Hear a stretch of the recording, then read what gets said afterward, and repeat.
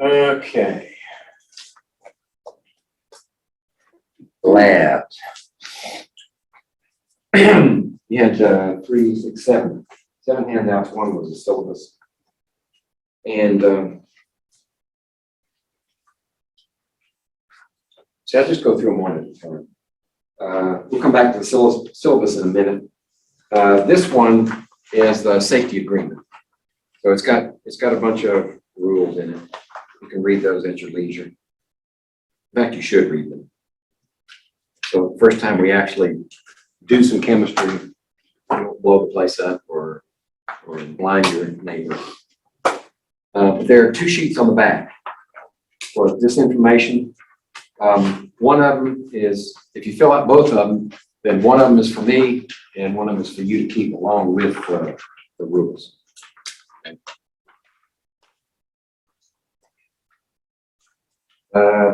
The next one is the rubric. Okay. Whenever I have you produce a formal report, and we might as well get out the syllabus too and look at the schedule. The formal report, there's a difference between informal and formal reports. The first 2 exercises are informal reports. For those, you work. Actually, the first one, you don't even go in the lab. Graphing techniques, we're going to talk about that in a minute. The second one, we do lab techniques in the lab, but you just put all your information and answer questions on the document itself. And that was one, I haven't handed it out yet. So informal reports is you fill out the hard copy and turn it in, right? Just like any high school laboratory. After that, we do formal reports. And the reason I've postponed formals until the 3rd is because you're going to need a lab notebook to write things in, right? And take your time to get that, get it set up. So those first 2 don't require the lab notebook.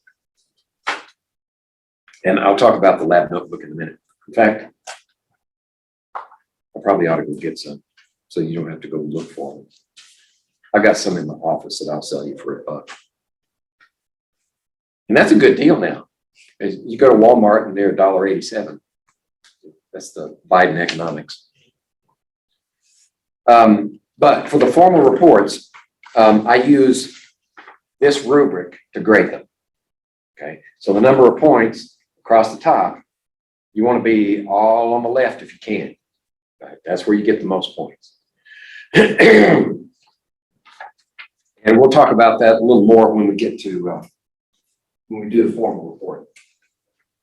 There is, I'll show you where it is when I open up the Brightspace course, where a sample report is located. Because if you've never written a formal report before, you may not have a clue what to do. Right? So I'll give you an example, a fairly good report that you can use as a model.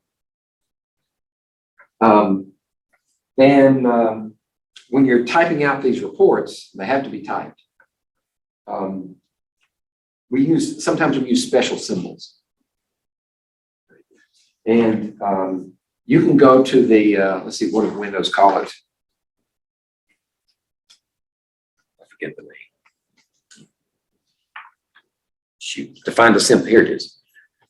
Let's see, what is it called? Character map. You can go to the character map and find these special symbols, but that takes 3 or 4 steps to get there.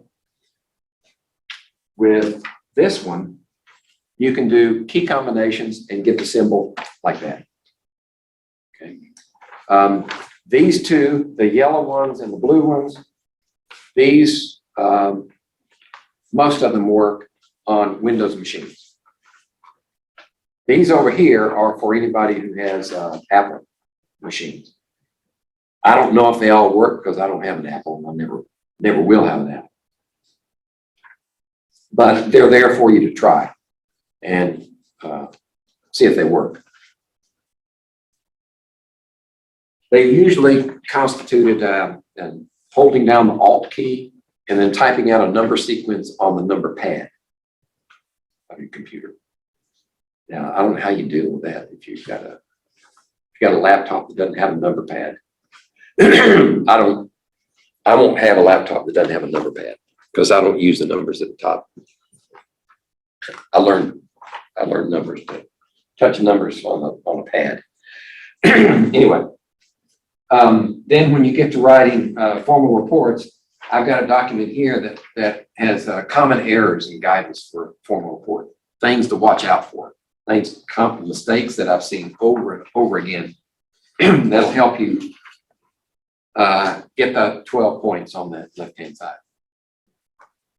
And then I didn't want to have to do this one, but I had some students that plagiarized their reports. This tells you what I consider plagiarism in a report. All right, and then this one is your first lab exercise, graphing techniques. Now, this one is not scheduled until a week from today. So you can take it home, read it, study it. If you've never graphed data before, this will be a completely foreign experience to you. But if you have graphed some data, say in a math class, then it will pick up from there and we'll add to it. But we will have time in the lab next week, so we can all sit down together and do it. Or you can do as much as you want up to then. I would have given you an introduction to it now, but I've eaten up all my time doing other stuff. My apologies. Okay. So, well, while we're in here, most of this is the same as the lecture, except for what you're going to need in the lab. You're going to need a bound notebook. I got a picture of one here, quadrill line. That is, the pages in it are not just single lines. It's not a composition book. It's a graphing book. It's got hash mark. It's got a grid. Why? Because if you need to draw a quick graph of something, you got the lines in it. You can set it up a graph, and it's always there. If you want to buy one, Walmart now, they're not 95 cents. I should have changed that too. Last time I looked, they were $1.85. And they need to be bound, and not with a corkscrew, a spiral bound. They need to be sewn together and glued on the edge, right? Permanent bounding.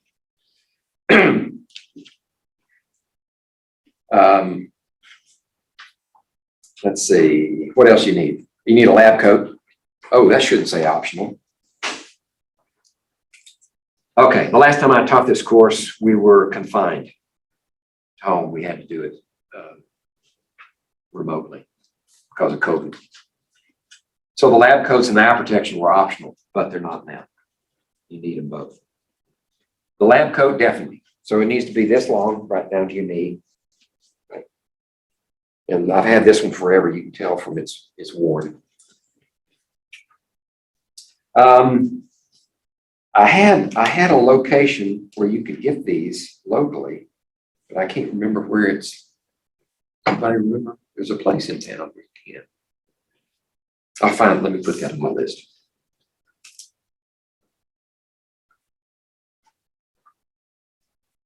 Coat store.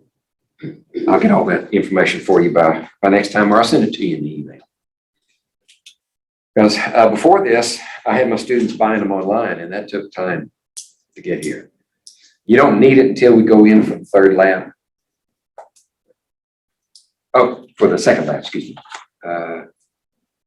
Yeah, laboratory techniques, you will need it for that. So that's only a week, 2 weeks. Right. 2 weeks down the line, you should have a lab coat.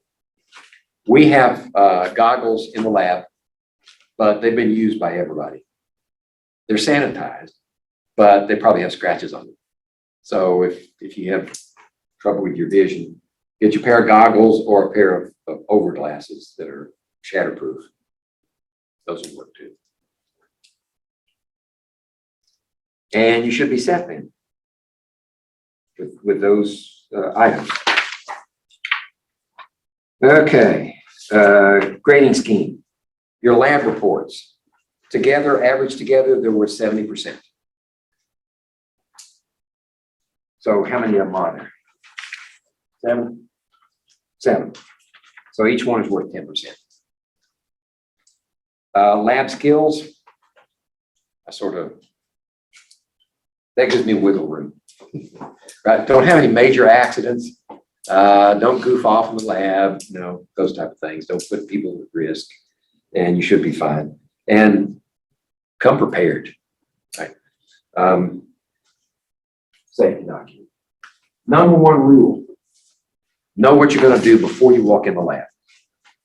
That's the best way to avoid accidents. Right? Come prepared.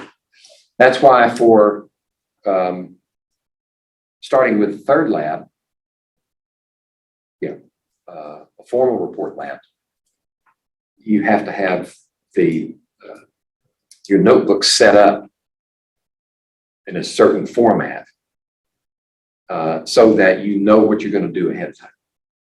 It'll have a title. It'll have an introductory statement. Why are we doing this lab? I always like to know why. Safety considerations, materials that you're going to use, both chemical and equipment-wise, in your lab notebook. Then procedures, step by step. What are you going to do? This. Then a place for your data. Set aside a place in your notebook for your data. Sometimes you can say, you can write this equals something. Right? So something has to go there. Or if it's a lot of data, you may set up a table. Right? But the purpose of that is, if you have a place set up and arranged so that it's going to receive data, information from the lab, and data doesn't have to be numbers, but it usually is. And you're working down through the procedure, and you look back up here, and there are places missing stuff. To stop, say, did I miss collecting data at some point? Because if you go all the way to the end and you're missing that data, you may have to start all over again. So that lets you know if you are on track. Now, if you look up there and say, oh, I didn't need that, we didn't do that part, the instructor changed something at the last minute. So you just put an X through it and say, okay, I don't need that, carry on. And then you need a place for calculations. You're going to do calculations. So you set up a space and you say calculations in empty space. And then you'll have a place for questions. There might be questions embedded in the method. Say pre-lab questions, right? Those have to be done before I inspect your notebook for that lab. And post-lab questions can be done later. Right? After you've actually done the lab, then you have experience and you are able then to answer the post-lab questions. And then you'll have a final section that's summary and conclusions. Okay, so you set up your notebook so it'll have all of those things in it. And I think I've got, okay.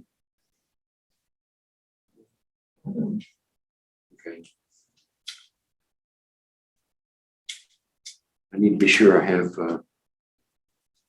let's see, lab code. Sample report. I also need maybe a sample notebook. I think I've got a photo of one of those.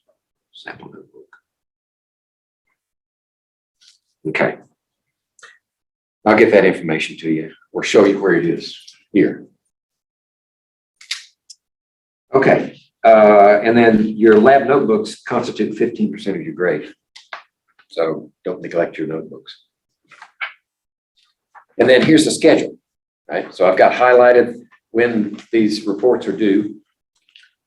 And the name of the exercise. So typically what I do is your reports for a previous lab are due the same day that we go in the lab to do the next one. Okay. So that way, if we do shift execution of as an exercise, then if we move it a week later, then the report that was due on that day is not due till the next time. So it gives you an extra week. But barring any problems, this sequence of labs will be chiseled in stone. Okay, let's see.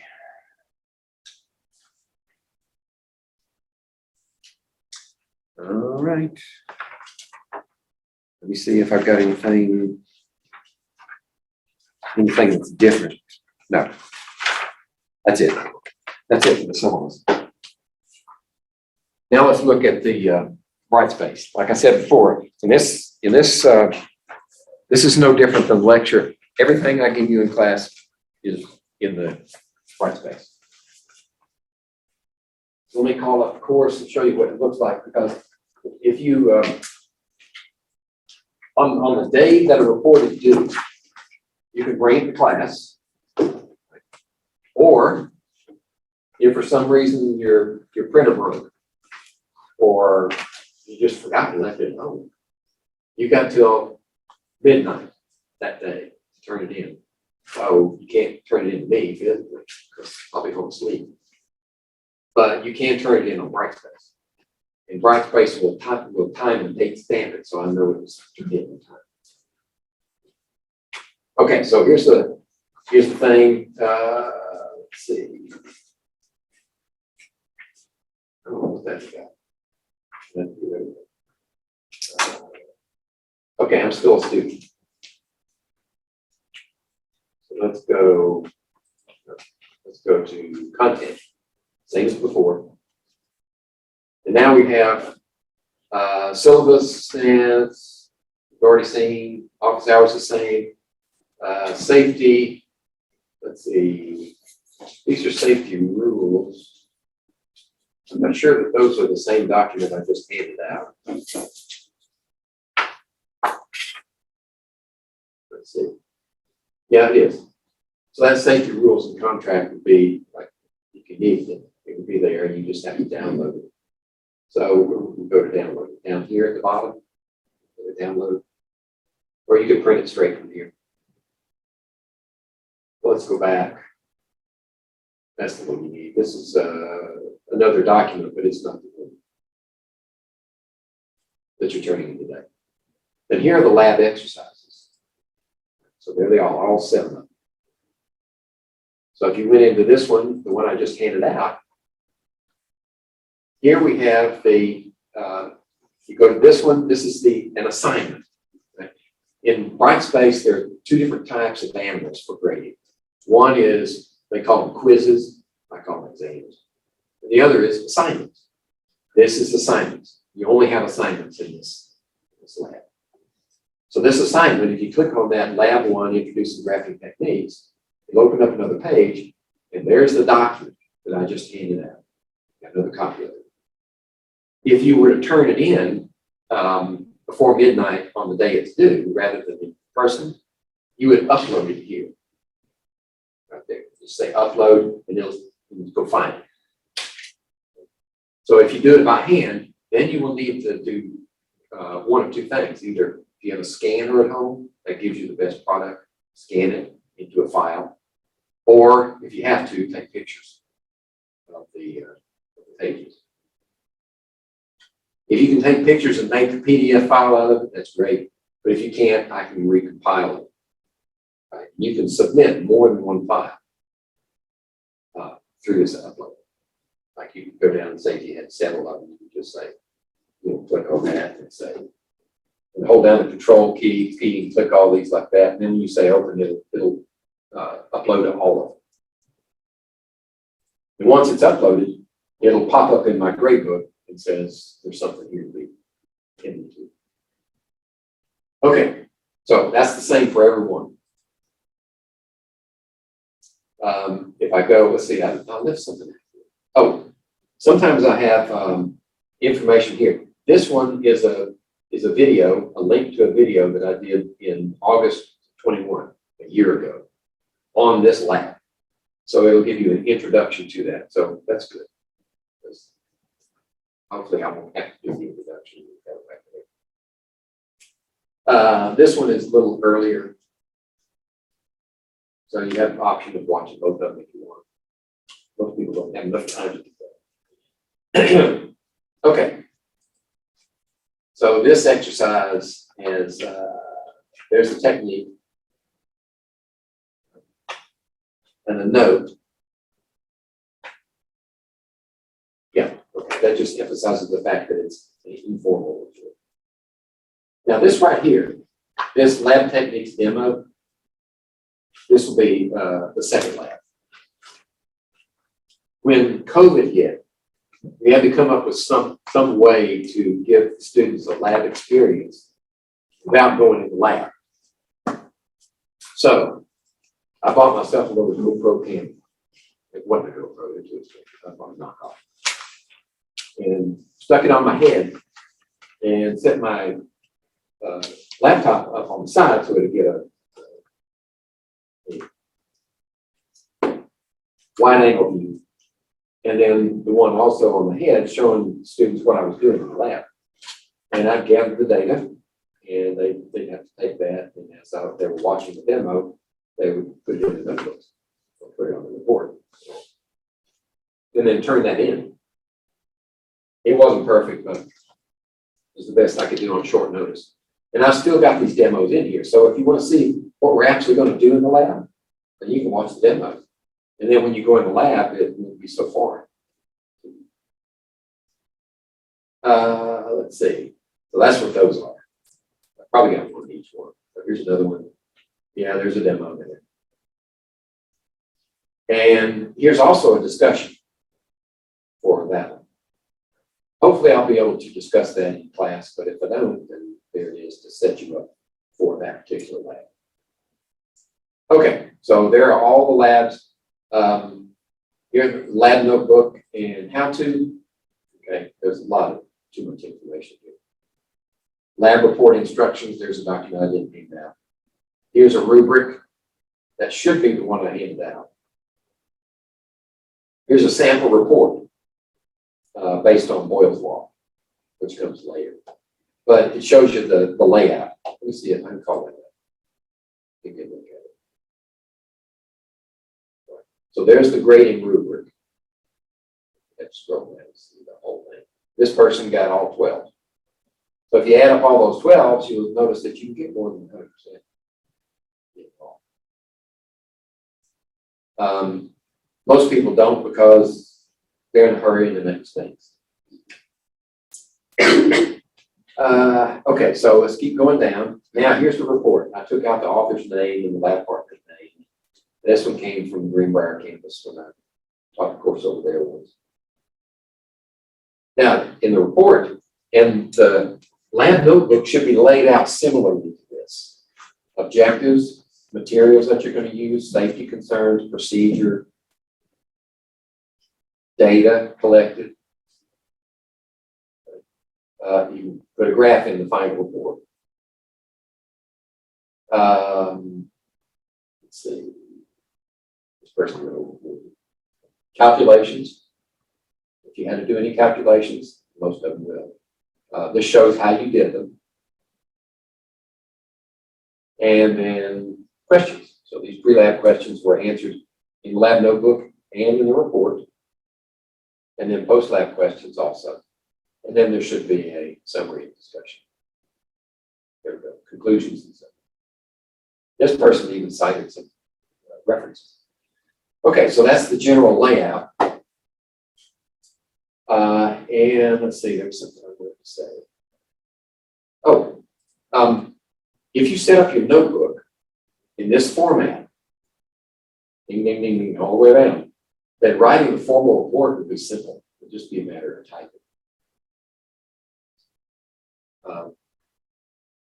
One major difference is in procedures. The hard copy procedure will be written like do this, do this, do this, do this instruction. But the report has to be written in such a way as saying, this is what we did. In passive, third person passive past tense. In other words, this first sentence. The local air pressure was measured with a barometer located in the classroom. The method would have said, measure the local pressure by using the barometer. But when you put it in the report, you want to say what you did, because what you did may not be what's written in the instructions. Okay. Think of this as something that you would publish in a referee journal, and anyone who reads it should be able to go in and say, this is what they did. I'm going to try to do the same thing. That's what peer review means. So,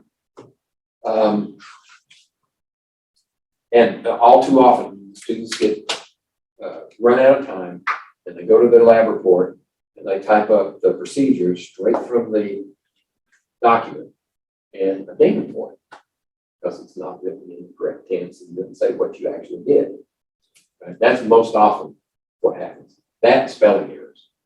Those are the easiest ones to get all 12 points on. But they don't do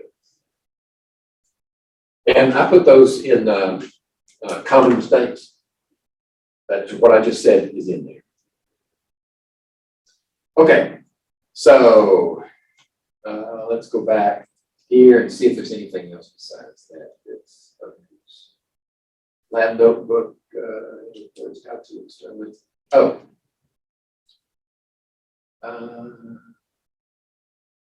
There's what's plagiarism. You have an equation editor that's in MS Word. This is how to enable it. Lab notebook. It's just that.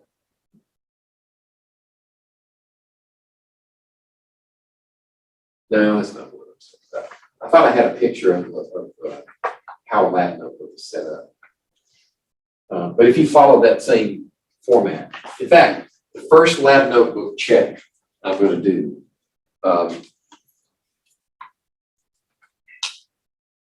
let's see. There's a possibility that it may not be until you need the lab notebook for that third lab, in which case I'll be looking for several things. Do you have the front cover is labeled with the title? What course is it? Who are you? What semester is it? That's 3 basic pieces of information you write on the cover. And then you go in. I'll tell you what, before I get into that, does anybody want to buy one from me? Or do you want to go get one in your own? Okay. I want to know how many to bring. I'll just bring the whole sack. I'll be right back.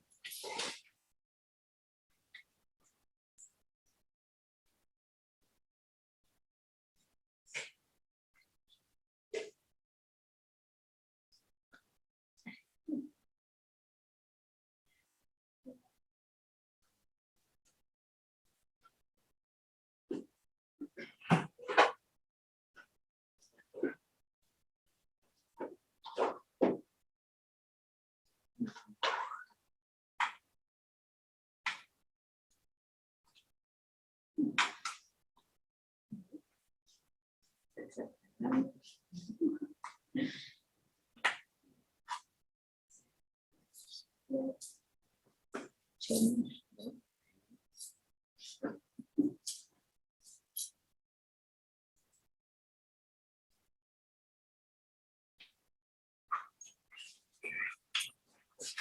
If you want one that don't have a dollar on it, I'll give you one today. Later. Okay, so this is what it looks like. A graph composition notebook. Okay, see, it has the quadral line. And so you want one? I don't have. You don't have a dollar? Cash. That's okay. Yeah, I don't take credit. Anybody else? Okay.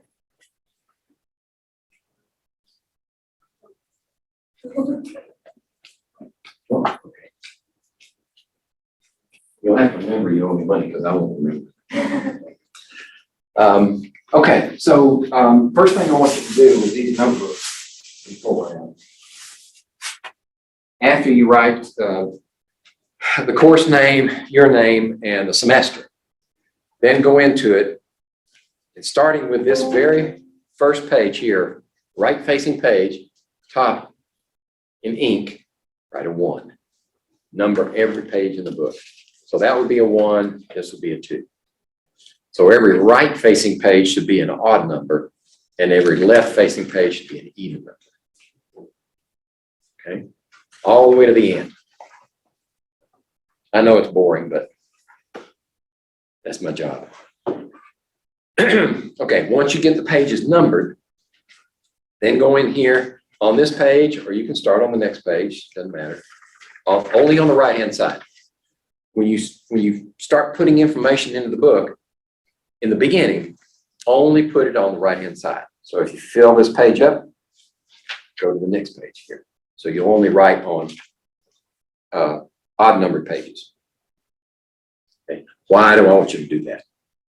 Because this is reserved for other information, like you want to draw a graph. You made a mistake over here, and there's not enough room to put it in between the lines.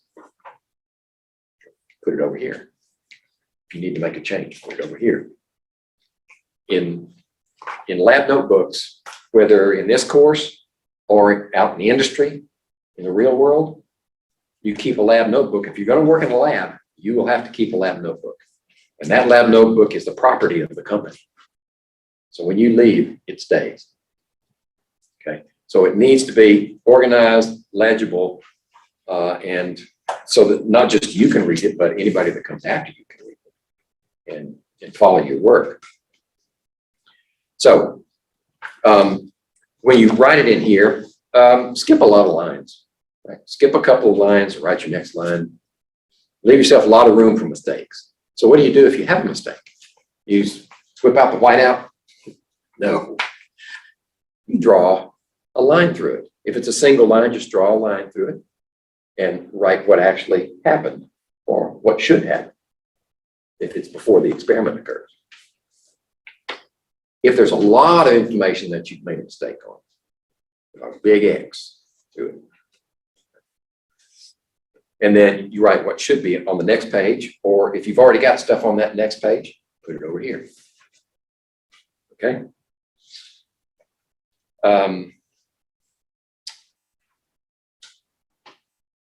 And whenever you start a new experiment, right, you'll have your table of contents on the first page.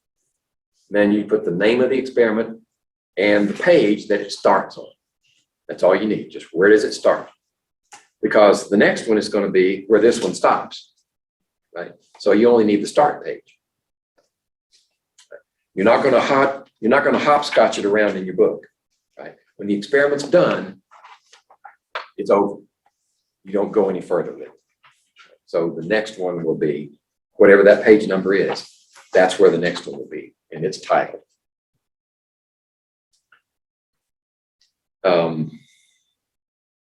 And table of contents, and you in the beginning you'll only have one, and then the next one comes along with the next one in, and the next one. So you fill this up as the semester proceeds, and you probably won't fill up the whole book, but you could if you want. If you want to take a lot of space, that's fine. They're there, a couple of hundred pages. Then you want to go over. I'd say after you get the table of contents in, I'd skip a page. So they're already numbered. Right? You already numbered them. Right? Number here, number here. And then you put the title, and then you put what's the objective of the experiment.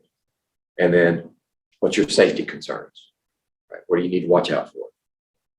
Materials. What are you going to use? Chemicals, equipment, whatever, in a list. Then your procedure, step by step by step, right? And you could just say, all right, I'm going to skip and start procedure on the next page. But you put your heading and 1, 2, 3, 4, 5, procedure.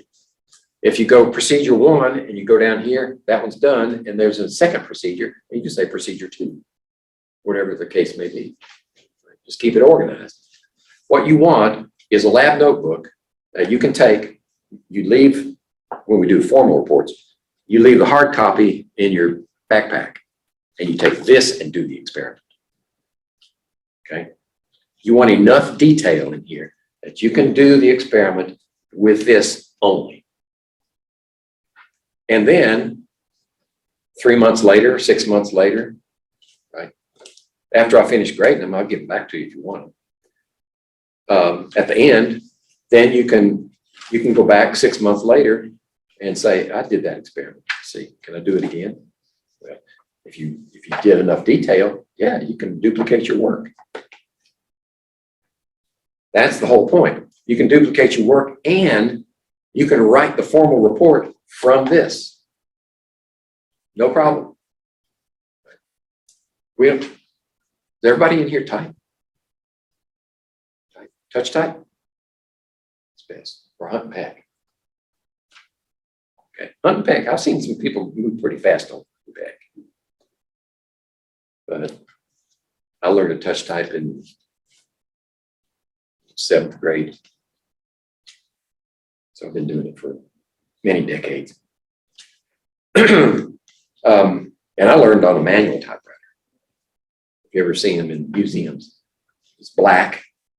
It has Royal written on it. And it's got these round keys sitting out here in open space and lots of empty space between them. I had stronger fingers back then. Anyway, that's your lab notebook. And what I look for at the beginning is if it's not time for an experiment, right? Say a formal experiment, maybe by the second experiment, I will just look for this table of contents and all the numbered pages. If it comes to the point, say if I don't get around to it until the third experiment, then we go in. Then you'll have the table of contents with that experiment listed, and it'll be in here, set up and ready to go. And I'll look for that. Okay. Any questions? Is it time to go yet? I know that's what you're thinking. That's a long time to spend without actually. The time will go faster once we get in the lab and start doing stuff.